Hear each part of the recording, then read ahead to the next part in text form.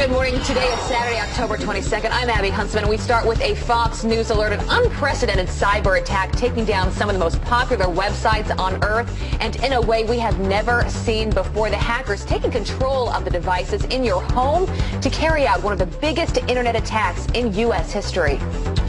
And then a lecture on cybersecurity from, brace yourselves, Hillary Clinton. Watch this. Applying the Department doing policies and being alert to potential threats will help protect all of us. Just be sure not to put your emails on an unsecured server in a closet in your office. That is absolutely key. We'll have the rest of the tape coming up. Noted. Thank you very much. It's been part of Hillary's core campaign message for months. Take a look. I condemn all violence in our political arena. Oh, too bad, because nobody told Uncle Joe. The press always asks me, don't I wish I were debating him? No, I wish we were in high school. I could take him behind the gym. That's what I wish. I don't know what that would look like. But Uncle Joe's a tough guy, apparently. Mornings are better with friends. Thanks for being here with us.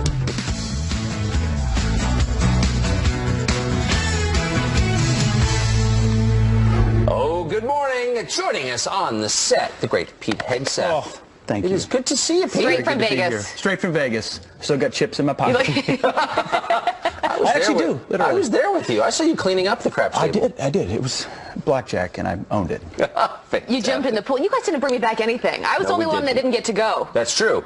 And I'm the only gifts. one there who didn't take my clothes off on camera and jump in the pool. And I did not. I did. Okay. Good job. We got that on tape. It's deep in the archives. We begin, though, this morning with the race to the White House. We're just 17 days away from the election, and Donald Trump is gearing up for a major speech this morning. And one where he's going to outline what the first 100 days of a Trump presidency is going to look like. Peter Doocy is live in Gettysburg, Pennsylvania, ahead of that rally here for the curtain opener. Peter, good morning. Good morning, Tucker and Abby and Pete. That's right. This morning, about 5 hours from right now, Donald Trump is going to be here in Gettysburg, Pennsylvania, with a list of the stuff that he says he would do with his first 100 days as President Trump. We're going to be doing a lot of things. We're going to be lowering taxes. We're going to be strengthening our border. We're going to be getting rid of regulations. The regulations are going to be gone because, I mean, you look at this country, what's happening with regulations, and we need them for security and we need them for certain things like the environment, but our regulations are just taking over our companies. We can't compete anymore.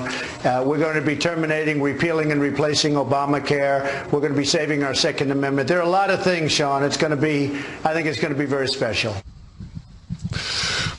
I knew this morning a Reuters poll that shows Trump's talk about the election being rigged against him may be catching on with his base in a very meaningful way, because the poll finds that half of Republicans will not accept Hillary Clinton as their president, and 70% say that if Hillary wins, it would be because election laws were broken. Late last night, Trump tweeted that, quote, the media refuses to talk about 3 new national polls that have me in first place. Biggest crowds ever. Watch what happens. And there are a handful of national tracking polls that put Trump on top. The ground that he needs to make up, though, is in swing states, and Pennsylvania appears to be at the top of his to-do list. Clinton leads by 6 points in the Real Clear Politics average of polls here, but Trump came to Pennsylvania for 2 rallies yesterday, and he's coming back to Gettysburg this morning for another one. The campaign says that he picked Gettysburg because there's a strong connection to Lincoln, who gave the Gettysburg Address here, and because this is the place that Lincoln was seen as uniting the country, and that's something that Trump is trying to do right now. Yeah. So stay tuned. A huge moment in U.S. history. The great Peter Doocy, live in Gettysburg, addressing us from Gettysburg, in fact. That's right. So everybody in the press, with the exception of some small portions of it, basically called this race over. It's over. You know, Hillary's already picking her cabinet. Many did that months ago, though. Exactly. But now it's just accelerated. It's like, not only that, every Republican on the planet, from senators to room mothers, is going to lose. It's an absolute given. I was working out hard on the elliptical yesterday watching. You love the elliptical, I do Pete. love it. I can't help it. I can't run. Anyway, it's on the screen was another channel, and it was done. It's over. It's over. They're not even willing to discuss the possibility that Trump could come back. But is this the first time we've heard that? I don't think it is. No. Trump has come back actually a few times in this race so far. And so the question is this premature? Because we know in politics, things can change very, very quickly. you look at the polls here, I mean, you can see how they have changed just over the past few months. Clinton obviously up now, but there is one poll showing that he is up by 2 points. So the question is, with 3 weeks to go, can he regain some of that momentum and actually win this thing? All of those moments where Clinton was up 6 or 7%, you see it on the screen, we were told this is over, it's done. Right. And then just in mere weeks later, in the first one, it's 16 days, if I can get my math right, a month, we've got 17 days between now and Election Day. The history shows us that when Clinton is up, if Trump tightens his message, and there's a few scandals in there that supposedly bumped him off course, he's able to close the gap because the sentiment of the American people in this election cycle is with him, is with a change, I think more is with a resonate rejection. with that message, one that we're going to hear today at Gettysburg, Right. Tucker. And this is, I think, the Trump we're going to see today that many people were wanting months ago, even on the debate stage, talking about the issues, talking about the economy, talking about immigration, issues that the American voter cares the most about. Why have we not seen this the whole time? Because I think the recipe for success for Trump was a pretty easy one going against Hillary Clinton. For sure. Because he gets off topic. I mean, that's who he is. But I would say that the message now is the system is rigged. Now, this infuriates everyone in Washington, people who are obviously very much bought into the system, who run the system. I don't think there's any evidence that our voting machines are controlled by the Democratic Party, for example. There is a ton of evidence that our immigration policy is designed to increase the number of Democratic voters. If we're importing people solely for their contribution to the Democratic Party, that is election rigging. I mean, that's the name of it. You know, if you're changing the electorate in order to help your party, what is that? And that gives you this guttural sense that it is stacked against you. Well, it is, though. What Trump has done, though, every time he said something, I step back and go, is that right? But he's just speaking what people feel, that, hey, it is weighted against me. It feels rigged. And then the press goes nuts because technically, is it rigged? Is it not rigged? No, it's this sense. Because they're instinctively on the side of the establishment, which is exactly where they shouldn't be. They should be instinctively on the side of the public. That's who they represent. But when the establishment is threatened, boy, but they get their hackles up like nothing else. Right, but that's what people find so refreshing about Donald Trump. And Hillary Clinton, at times, has been the opposite. We've seen with these WikiLeaks. There's a new video that actually exposes Hillary Clinton lecturing her staff at the State Department on, get this, the importance of cybersecurity. This is back in 2010. Let's take a look. Protecting our cyber infrastructure and digital networks has to be a matter of national security as well as economic priority. I think this is a responsibility that we share as Americans. But as State Department employees, we have a special duty to guard ourselves and our sensitive information. The real key to cybersecurity rests with you. Complying with Department community policies and being alert to potential threats will help protect all of us. Because together we can do our part to improve the security of the State Department and of our nation. Is that real? Is that Secretary Homebrew Server lecturing the rest of us on cybersecurity? That's like a cannibal pushing veganism. It just doesn't work. You have a special duty to guard ourselves and our sensitive information. Email me on my personal account. I love video. It's hilarious. Does she know she's lying inside her? Well, it just feeds the narrative that the rules are for everybody else, but for me, it doesn't really apply. Well, I kind of do what I want. I can do what I want in my basement. Well, but I you would guys just say all have to that abide. all of us tell lies, and all of us hope the rules don't apply to us. That's a very human thing. It's the lack of self-awareness that cracks me up. It's the not sort of getting the joke about yourself. If you can with a straight face look at the camera and be like, cybersecurity is so important, but I'm keeping my server in the bathroom because, cybersecurity. No, we've all employed do as I say, not as I do. Right. But she lives it in a way that she doesn't. And she doesn't seem to realize it. That's the amazing part. Meanwhile, though, I think we're the only ones that are probably going to be talking about that video this morning. But also this moment, Joe Biden was on the stump talking about Donald Trump and getting a little physical, saying that he hopes to maybe get in a fight behind the gym. Listen to this. He said, because I'm famous, because I'm a star, because I'm a billionaire, I can do things other people can't. What a disgusting assertion for anyone to make. The press always asks me, don't I wish I were debating him? No, I wish we were in high school. I could take him behind the gym. That's what I wish. Oh, Joe. Whoa, tough guy. I kind of like that, actually. I mean, I think he's pretty funny, but I wish the press applied the same standard to everyone else as they do to Joe Biden. So Joe Biden will say these sort of over-the-top things, which I find amusing, and I think you ought to be allowed room for humor, right? I do. Of course, yeah. In a normal country. And yet, when anyone else attempts this, particularly Trump, they're like, oh, you're inciting violence. Absolutely humorless. You cannot do that. Yeah. In fact, one of those was, of course, Hillary Clinton early on this year when at some of these rallies, there was Donald Trump was using some salty language, and this is what Hillary had to say about that. I condemn all violence in our political arena. I condemned it when Donald Trump was inciting it and congratulating people who were engaging in it. I condemn it by those who are taking violent protests to physical assault against Donald Trump. This has to end. He set a very bad example.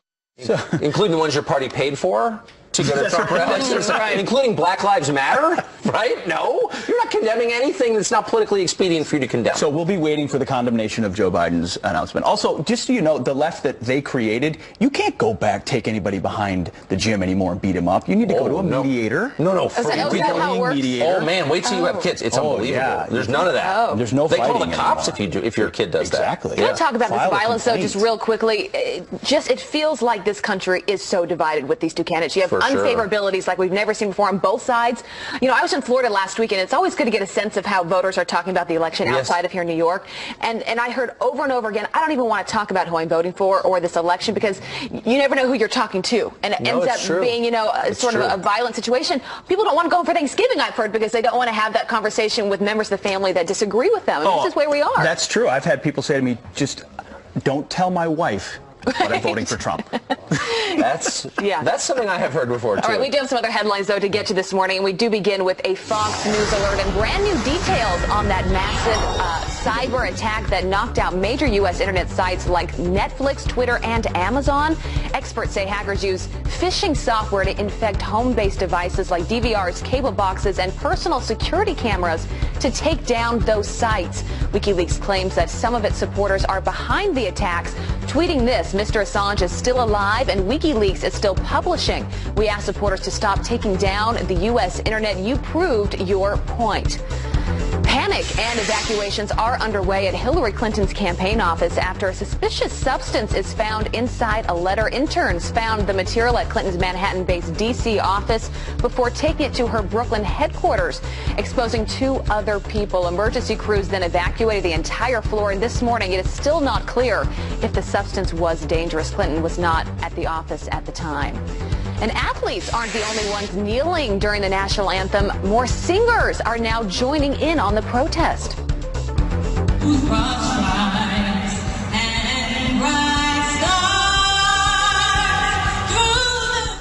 Is that real? Apparently, that's Anisha Lawrence kneeling during her performance before the Miami Heat game, even wearing a Black Lives Matter t-shirt while she did it. The Heat releasing a statement saying, "We were unaware of it ahead of time. This isn't the first time this has happened. Just 2 weeks ago, a national anthem singer kneeled before a Sacramento Kings game." Those are your headlines. I mean, you look at the viewership, though. I did a report on this yesterday with the NFL. It has gone down pretty tremendously even compared to last year, and some are blaming it on Colin Kaepernick and kneeling during the I anthem. don't think the commissioners help much either, to be totally honest with you. You at all. can only wear your socks a certain way in the NFL, Right. but you can choose to sit. He's still making $40 million a year. Yeah. Oh, yeah, it's rough. Yeah. All right. The polls may be in Trump, may not be in Trump's favor right now, but the betting odds, well, they are. We'll talk to one bookmaker seeing a surge of bets just like they saw, almost exactly like they saw before Brexit.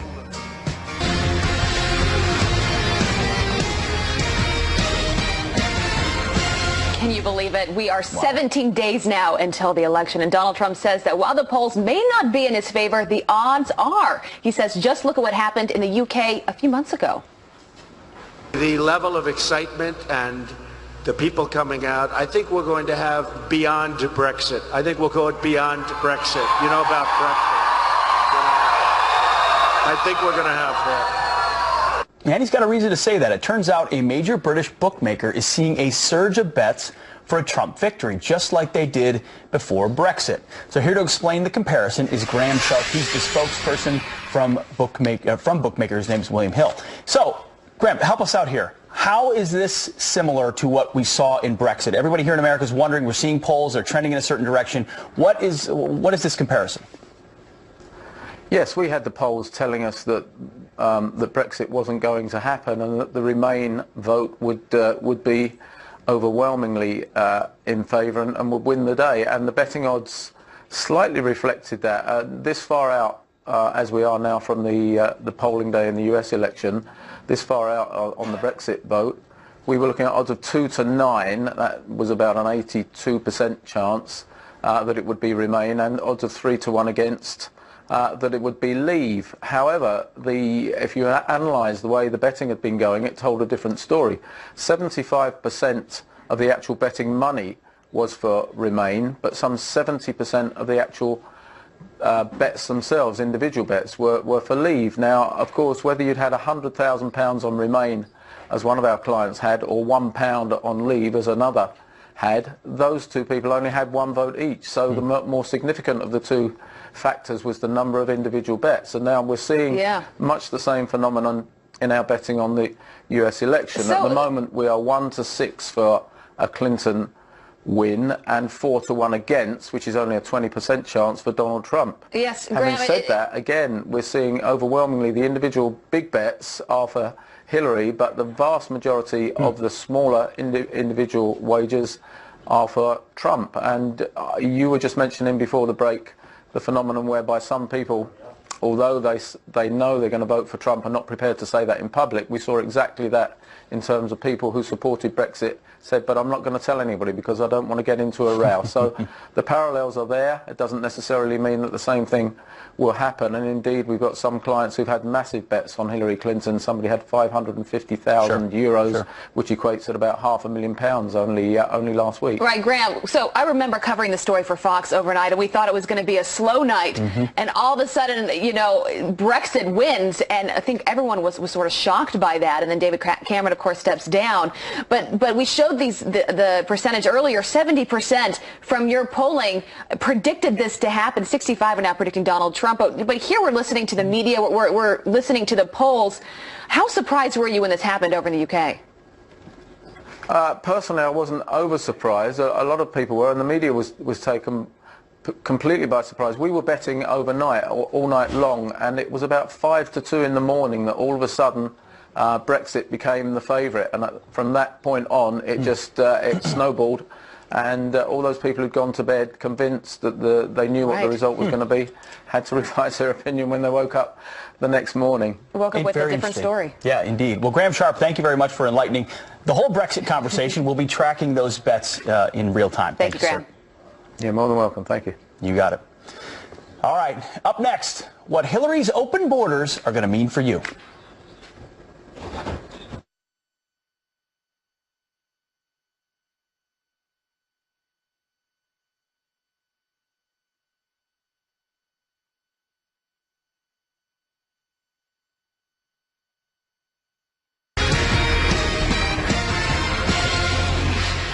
Well, remember this question of the debate on open borders? Hillary Clinton dodged it completely. Watch this. As we've learned from the Wikileaks that you said this, and I want to quote, "My dream is a hemispheric common market with open trade and open borders." What's really important about Wikileaks is that the Russian government has engaged in espionage against Americans. That was a great pivot off the fact that she wants open borders, okay? How did we get onto Putin?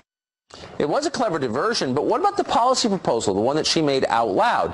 Well, since dodging that question, people are wondering, where does Hillary's immigration plan stand, and how would it benefit American workers, if at all?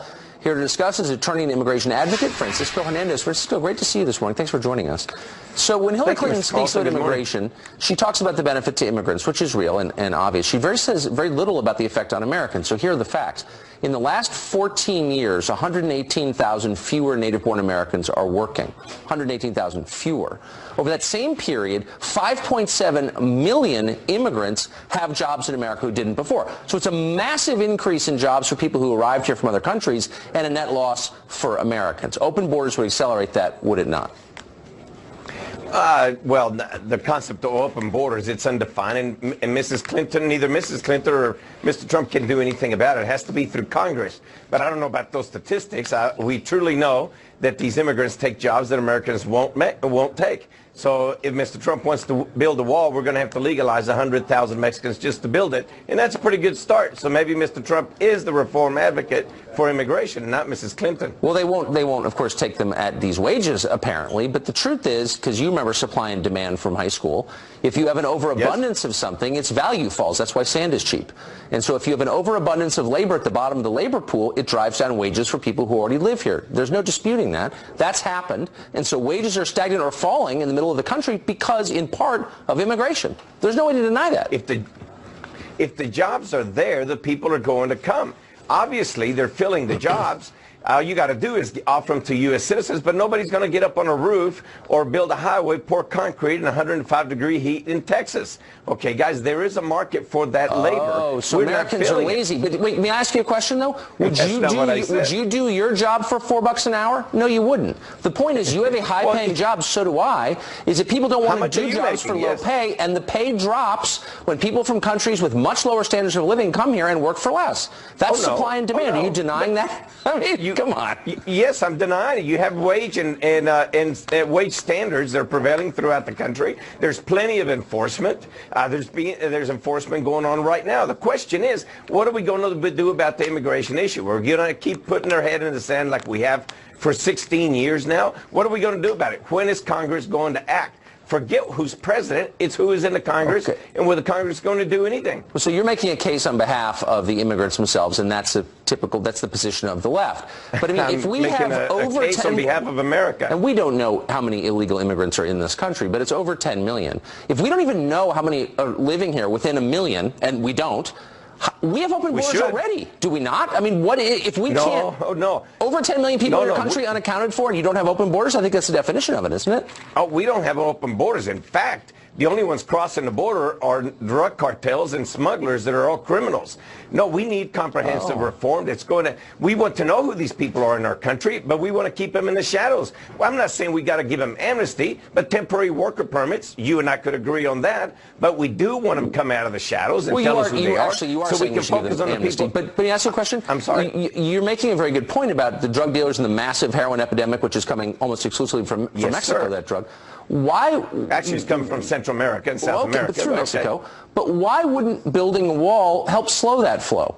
What's the argument against building a wall? I'm a little confused. We got to stop using the drugs. The drugs are coming because we're using it. So our kids who die of heroin ODs are the ones whose fault it is. Is that what you're going to say? That your mom and son died of a heroin OD? It's his fault?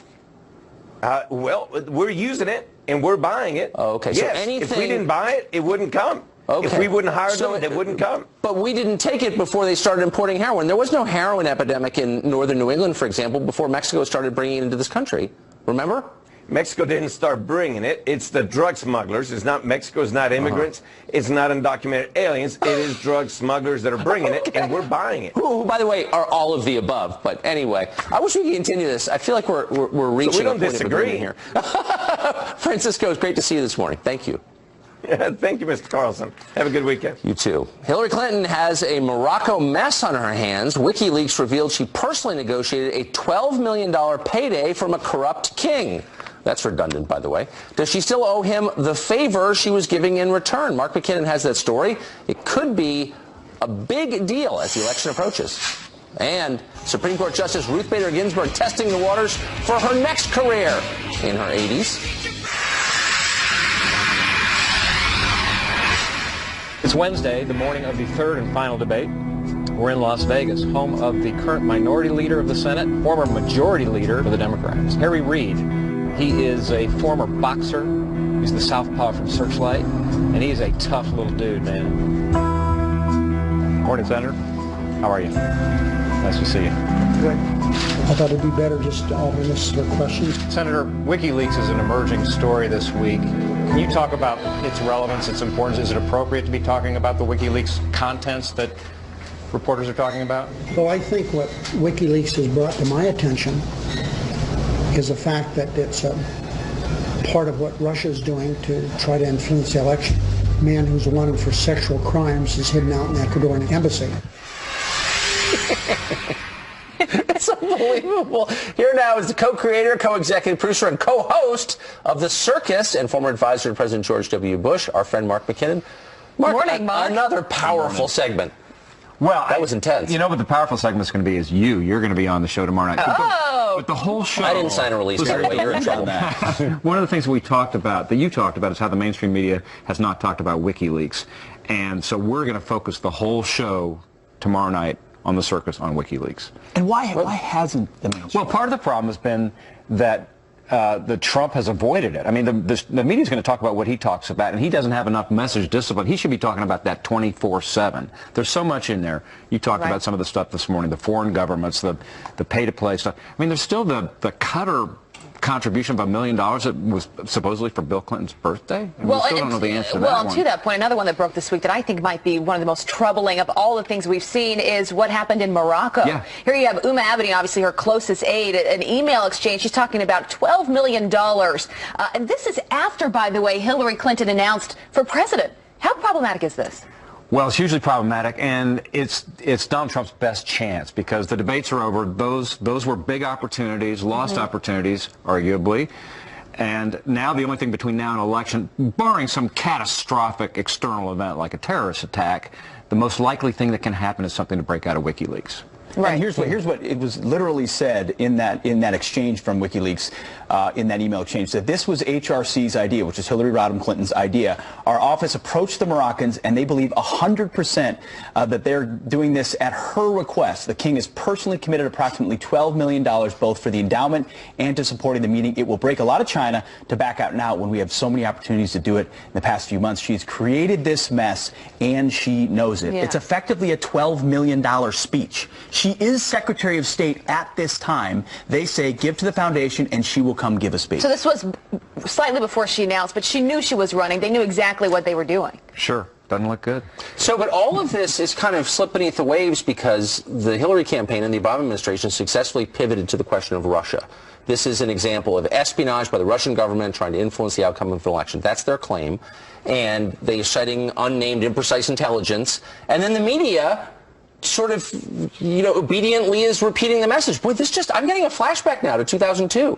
Well, I'd say two things. One is they may be right. Okay, it's Russia, so what?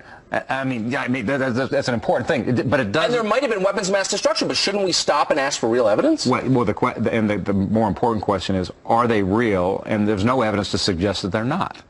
So maybe Russia's doing it, but the Clinton campaign is also saying, oh, well, no one can say. But isn't that, you're in the press now, isn't that the first question every journalist asks? Not what's its provenance, where'd it come from, but is it true, is it real? That's exactly my point. And I think that, by the way, you're going to see mainstream media, because there is a vacuum now, I know for a fact that some of the mainstream media are looking at it now. There's going to be some big stories coming out over the next couple of days. Well, here's the thing, because the Democrats' argument now is with WikiLeaks, we don't want to go there because it's the Russians. We don't want them involved in our elections. That sets a bad precedent. But if this were reversed, we were talking about this in the commercial break, and this were Donald Trump's emails and, exchanges between his team, oh my God, that's all that would be talked about. Sure. Have you seen a bias like we've seen this election cycle? Because it always exists to some level, but it does feel like this time around it is far worse than it's been. There's a bias toward conflict, but I mean, the fact is that Trump hasn't been hacked. If he was, I'm sure they'd be talking about it. They'd be going crazy about it. But you don't see this like on CNN or other channels. No, as much. I mean, that was Tucker's point that he makes in our show tomorrow night. Do you know a single working journalist who's supporting Trump? I mean, doesn't it affect, look, if 100% of journalists were supporting Trump and none Hillary, would it affect the coverage? Of course it would. I mean, it does, you try to keep your personal views out, but after, I mean, they do leach through. No question, and I just know intuitively, having worked both sides, been doing this for 30 years, that probably 75% plus of journalists are Democrats. Right. But on the other hand, we knew that in the Bush campaign, and we just dealt with it. But this season, it's like 100%. I mean, I think it's always been probably 80%, but now it just feels like people feel like this moral imperative to stop Big Orange. Yeah, no, I think that's unquestionably the case in this election. He doesn't look as orange anymore, though. They Whatever, I say that with love, but they hate him. and they rush immediately and seize on any aspect, like at the debate when he said, "I may not abide. I'm going to look at these election results." The condemnation is swift and complete, as opposed to, and we're not going to play the clip, but Rush Limbaugh and others have said, "Hey, we know what Trump is really saying. Hey, this system is sort of rigged. He's going to want to see. We've seen other things happen." I'll say two things about that. I agree, and it's Trump's fault for talking about it. He shouldn't have done it. That's stupid. I mean, saying that, and his advisors said, "Don't go there." He tried to walk it back and said he walked it off the cliff. But strategically, you should know that as a candidate in a campaign. If you say that, the mainstream media is going to focus on that. No, you're right. Did his advisor tell him not to say that? Yes, that's what I hear. That's the reporting. All right, well, you can tune in tomorrow night and see this guy. Let's check it out on Circus. Can't wait. I'll be watching. It's easy to watch. All right. Thank you, Mark. Always good to see you. Hey, you too. Thanks. We do have some other headlines to get to this morning, starting with Russia, as we were just talking about, this time denying a front row seat to the U.S. election process. 3 states now, Oklahoma, Texas, and Louisiana, have all turned down requests from the Kremlin to send its diplomats to monitor polling stations on Election Day. And this comes after Russia is accused of hacking the DNC and providing Wikileaks with emails in order to influence the election outcome. Hillary Clinton may claim she is all for closing the gender pay gap, but leaked emails are exposing the opposite. According to Wikileaks, the Clinton Foundation pays women less than men. A payroll schedule showing on average men earned about $68,000 in 2011, and that is compared to women who earned about $64,000. Also, this Ruth Bader Ginsburg is hanging up her robe for a new role. The Supreme Court Justice is making her official opera debut next month. And for one night only, she will play a Duchess in The Daughter of the Regiment on its opening night at the Kennedy Center in D.C. But don't expect to hear Justice Ginsburg singing. The frequent opera goer, apparently she loves to go, only has a speaking role. Although I'd love to kind of hear her sing. That would be interesting. Operas are late, though. She falls asleep a lot. True. I'm just saying. True. Okay.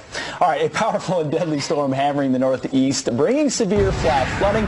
More than a half a foot of rain falling in parts of Massachusetts, turning roads into rivers. And in Pennsylvania, a man is killed when a tree crashes onto his house. Well, we've got Rick Reichmuth, and he's tracking the storm's path. Good morning. Hey, good morning, guys. Still a little bit of rain from that storm today. It's kind of ushering in fall. And I will also tell you the Northeast is under an incredible drought. So we need to get some storms like that. But obviously it comes at a price when you get that much rain that fast. Here's your temperatures. You can kind of see the cooler air moving in behind it. 60 up in Caribou, Maine, and 40 in Chicago, 46 in Memphis as you're starting out this morning. Throughout the day today, we're still going to see kind of a line of storms that will bring some rain, maybe a little bit of localized flooding across parts of the Northeast. And you see that little bit of white there across upstate New York into the Adirondacks. We're going to see a little bit of snow. Some snow even down towards the central Appalachians kind of behind this. So cooler air obviously moving in behind this, and some spots maybe 2 to 3 inches of snow. Down across the southeast, the cooler air settled in as well, waking up in just into the 40s and 50s. And for the day, only getting into the 60s. So if you've been wondering, hey, where's fall? Today is going to feel like it. A nice day to kind of stay inside. Up across the northern plains, also a chillier one, but a pretty dry one overall. And finally, out across areas of the west, we are dry in the southwest, but the Pacific Northwest, we'll see a little bit more rain moving in, at least by tomorrow. A little bit of a break today. All right, guys, send it back to you inside. Can't believe we're already talking about snow. Good to see you, Rick. Always. All right, Democratic operatives admitting they're picking fights at Trump rallies. Hillary is aware of all the work that you guys do, I hope. The campaign is fully in it. And then they tell Hillary what's going on. Well, I mean, Hillary knows through chain of command. Yeah. All right, so what's worse? This guy's made hundreds of trips to the White House, so why isn't the Justice Department investigating? And an unprecedented cyber attack. Hackers taking control of the devices in your home, and they take down many popular websites. Is this a trial run for Election Day? We're going to cover that. Stick with us. A Fox News alert for you. The Department of Homeland Security now investigating a serious cyber attack that took down several major websites yesterday. This morning we've learned it was carried out using weapons we've never seen before. And using your home-based devices like DVRs, cable boxes, and personal security cameras to take down these sites. Here to weigh in is cybersecurity analyst and a senior fellow at the Center for Digital Government, Morgan Wright. Good morning, Morgan. Thanks for waking up so early. I'm always up early, Abby. No worries. I love it. So this is what Wikileaks is tweeting out. They say Mr. Assange is still alive and Wikileaks is still publishing. We asked supporters to stop taking down the U.S. internet. You proved your point. Walk us through what is going on here. Look, this is very unique. I remember in 2000, I was actually leading a team of people. We investigated the first denial of service attacks back in February of 2000. This is orders of magnitude bigger because it's not just using computers. We've turned everything into a computer now. Your smartphone, your smart refrigerator, your IP connected, to the internet surveillance camera, DVRs, like you said. All of these things now become an army of ants that are creating this deluge of traffic, and it's overwhelming these resources in a way they never anticipated before. So this is actually a very big sea change and a huge vulnerability in how we're going to defend ourselves. It's not just offices, it's things that you have in your own home. As you said, your DVRs. I mean, this is serious your stuff. Baby monitor, your microwave. So as you just said, we didn't anticipate this. Why didn't we? I mean, so much hype around this Internet of Things, and we should all just bow down and accept this, and our lives are going to be improved. Where are the adults saying, wait a second, perhaps there are unintended consequences? Well, look, Tucker, you hit upon a very key part. One of the areas I've been working in and do some advising on is around the security of embedded systems, software. These devices that are being made have the most atrocious security. They have hard-coded username and passwords, and this malware that's being used is called Mirai, goes out and scans the Internet looking for these devices. It has a profile. When it finds them, it compromises them, networks them all together, and then launches it like not just one fire hose, but 50 fire hoses at a site. And when you do that, it's like the service provider just takes them offline. They're not taking the actual sites offline. What they're taking is the route to those sites offline, and if you can cut the toll booth off, you cut all the traffic off. So people that are watching this at home and they're thinking, I don't want this to happen to me, I don't want to be hacked, what can they do about this?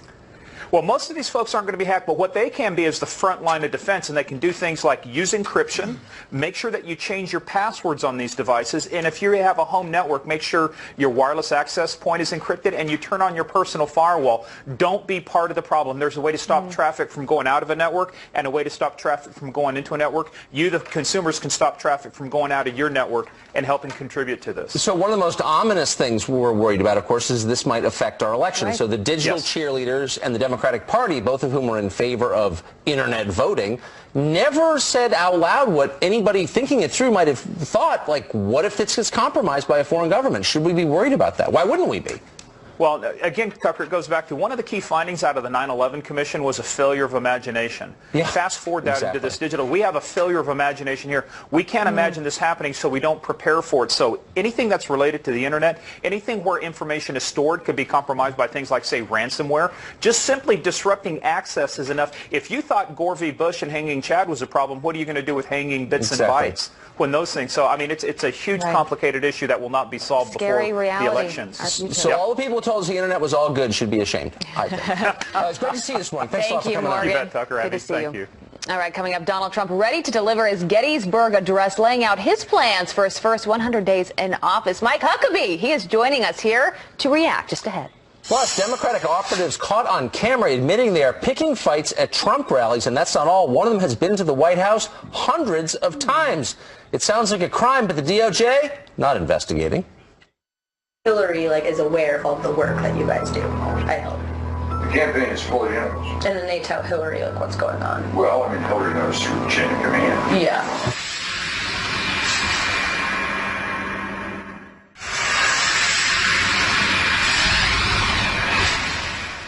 Hillary is aware of all the work that you guys do, I hope.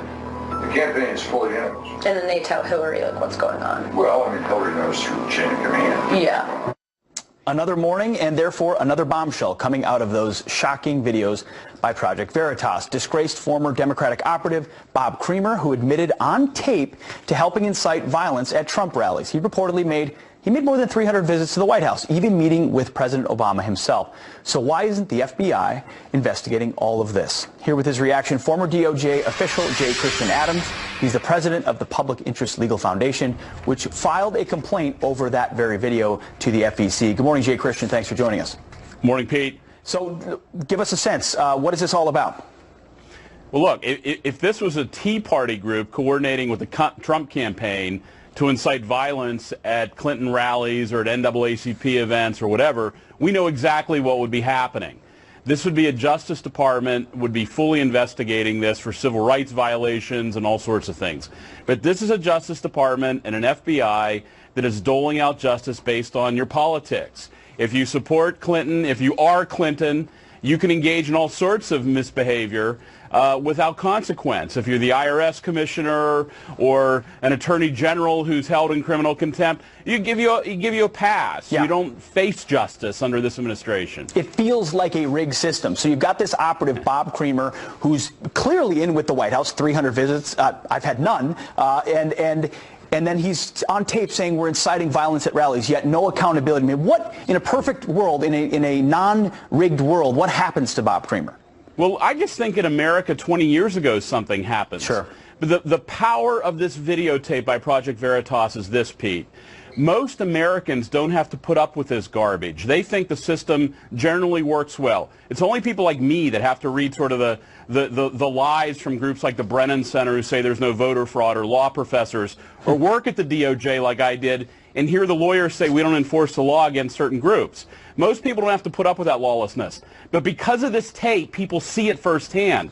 They see the stuff that people have been going on Fox to talk about, and they get to see this corrosive thing happening in America. Well, that's what it takes. If it's not on tape in this world today, sometimes it feels like it didn't happen at all.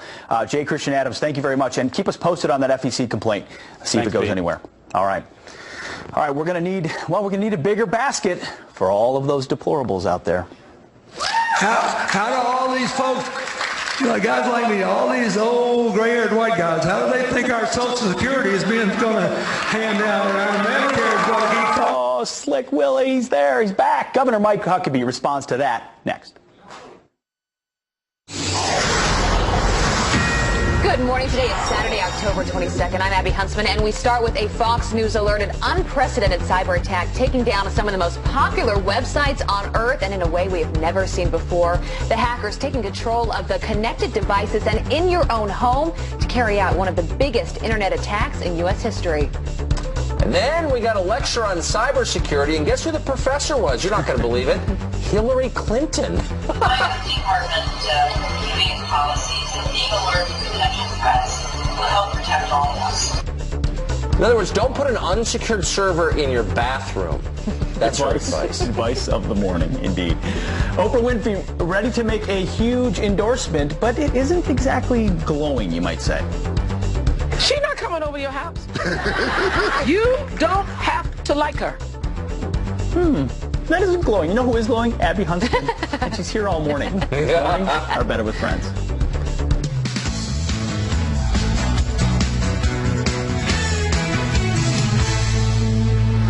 Oh, good morning. We're great to see you this morning. Pete Hegseth on the couch. Great to see you both. Of course, the excellent Abby Huntsman. We begin this morning with the race to the White House. We're just 17 days away from the election. Can you believe that? I know, it's unbelievable. Days. Just a little over 2 weeks, and Trump is gearing up for a major speech this morning. That's right. It's one where he'll outline what the first 100 days of a Trump presidency would look like. And we find Peter Ducey there. He is live in Gettysburg, Pennsylvania, ahead of the rally. I think beginning at 11 a.m. this morning, right, Peter? Yeah, so we're about 4 hours away, and the Trump team tells us that today's big policy speech here in Gettysburg, PA, is supposed to do two things. First, give us a list of all the things that a President Trump would do in the first 100 days in the Oval Office. And then second, to show how they think those things would benefit regular folks more than the things Hillary Clinton is proposing. If you just look at the stances on everything, she's going to raise taxes, I'm going to lower taxes. She's going to increase regulations, I'm going to cut regulations down to a minimum, a good number, but down to a minimum. And there's so many different things. We're going to rebuild the military, we're going to take care of our vets, we're going to save the Second Amendment, we're going to repeal and replace Obamacare, which is a total disaster. She wants to make it even a bigger mess. We are told this particular speech is being delivered from Gettysburg because this is where Lincoln gave the famous Gettysburg Address that went a long way in uniting this country, and that's what Trump is trying to do as well. On top of that, the Keystone State is critical on the Trump electoral map. You can tell just by looking at his schedule. 2 events here yesterday, another one this morning. He's also going to be in Virginia and Ohio today as well. And late last night, Trump tweeted this, quote, "The media refuses to talk about the 3 new national polls that have me in first place. Biggest crowds ever.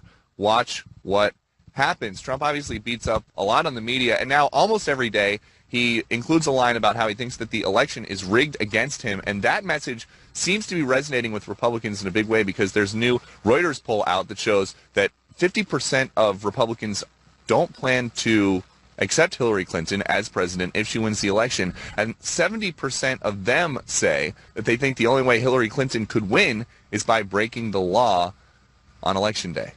Back to you. All right, Peter Doocy live for us at Gettysburg. Thank you, Peter. Peter Doocy. So, to bring us up to speed on everything that's happening in the world, we are honored to be joined by our friend, former Governor Mike Huckabee. Good morning. Good to see you, Governor. Good morning. How are you? Oh, excellent. So what is Trump going to say today in Gettysburg, and what does he need to say, do you think, to shift the focus onto Hillary from himself over the next 17 days?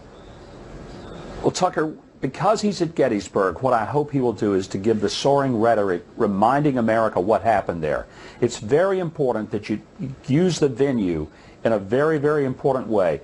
And when Lincoln gave that very distinct address, he reminded people that there had been an extraordinary battle of Americans versus Americans. This is a great opportunity for Donald Trump to put that in the context of today's election. Nobody has been killing each other, but it's been Americans versus Americans. What Lincoln attempted to do was to talk about how to rebuild this nation where all of us are created equal.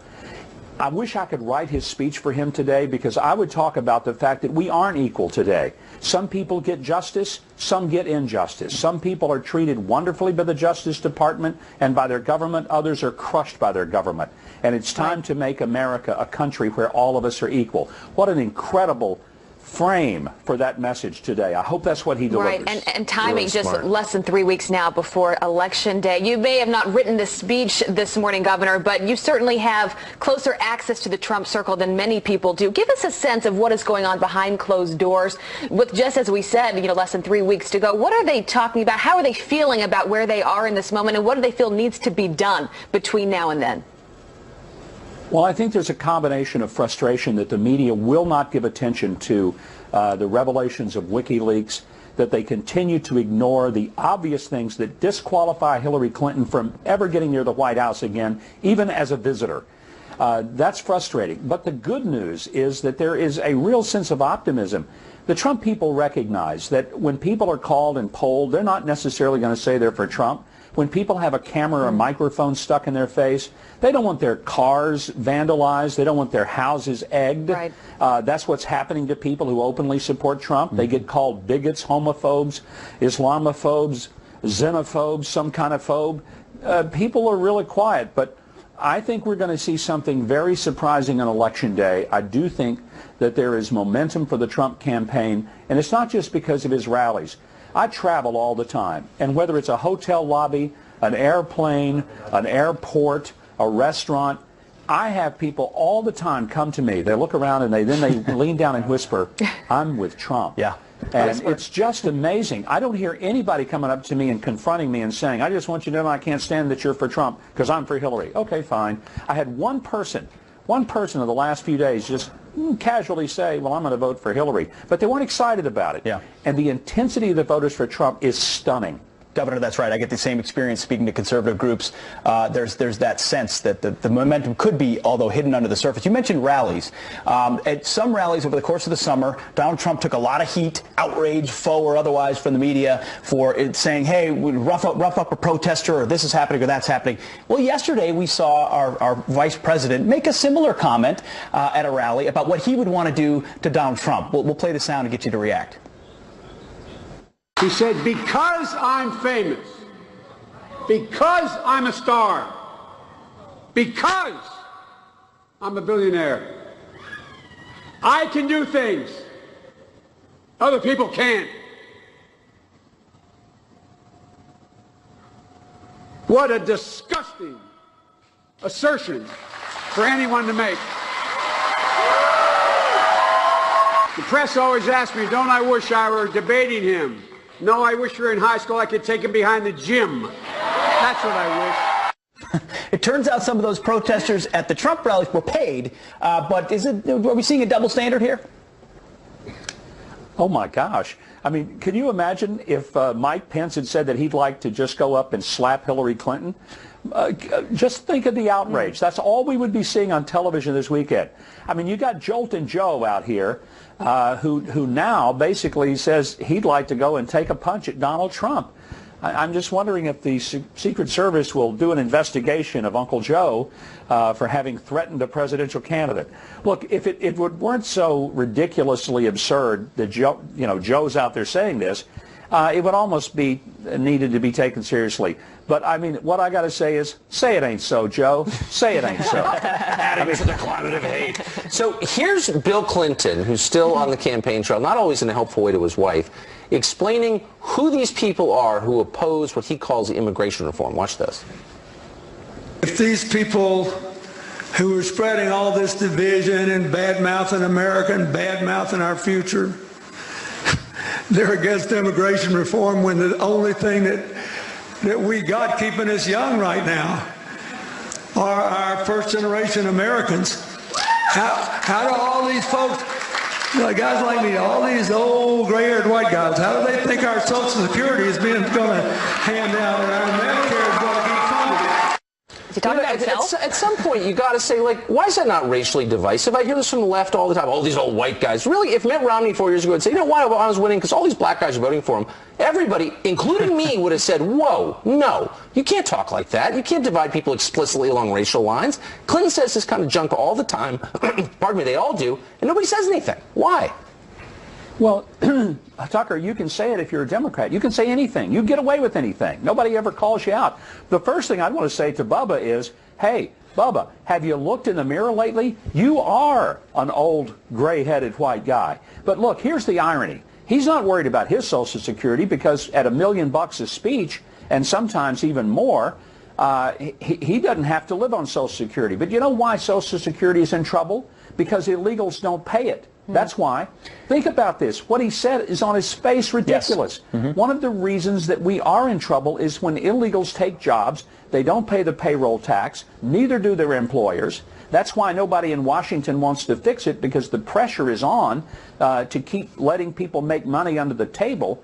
But the fact is, we'll never fund Social Security as long as some people pay the payroll tax, the working stiffs, those old gray-haired white guys he's talking about, and then people come in illegally and they aren't paying for it. No, that's well said, and you know it well, serving a number of years as governor. It's always good to have you on the show. Good to see you this morning. Thank you, Governor. Thanks, Governor. Thanks a bunch, guys. Good to see you. It's that pesky detail. If there is a difference between legal and illegal. Right. Just that little thing. All right, we do have some other headlines to get to this morning, beginning with a Fox News alert and brand new details on that massive cyber attack that knocked out major U.S. internet sites like Netflix, Twitter, and Amazon. Experts say hackers use phishing software to infect home-based devices like DVRs, cable boxes, and personal security cameras to take down these sites. Wikileaks claims that some of its supporters are behind the attacks. Here's what they're tweeting. Mr. Assange is still alive and Wikileaks is still publishing. We ask supporters to stop taking down the U.S. internet. You proved your point. And panic at Hillary Clinton's campaign office after a suspicious substance is found inside of a letter. Interns finding the white powdery substance in a letter at Clinton's Manhattan-based D.C. office before taking it to her Brooklyn headquarters. And it exposed 2 other people. Emergency crews then evacuated the entire floor. Police officials say the substance was tested overnight and is not considered dangerous. Clinton was not at the office at the time. A Democratic governor now apologizing for bashing Obamacare. Listen. The reality is the Affordable Care Act is no longer affordable to increasing numbers of people. So that's Minnesota Governor Mark Dayton. He says he regrets that his fellow Democrats are being attacked over what he said earlier, but he stands by his comments and is calling on a state to approve emergency measures to help people facing enormous rate hikes next year. And listen to this. Oprah says you don't have to like Hillary Clinton. You just need to vote for her. People say, I just don't know if I like her. Yeah. She not coming over your house. You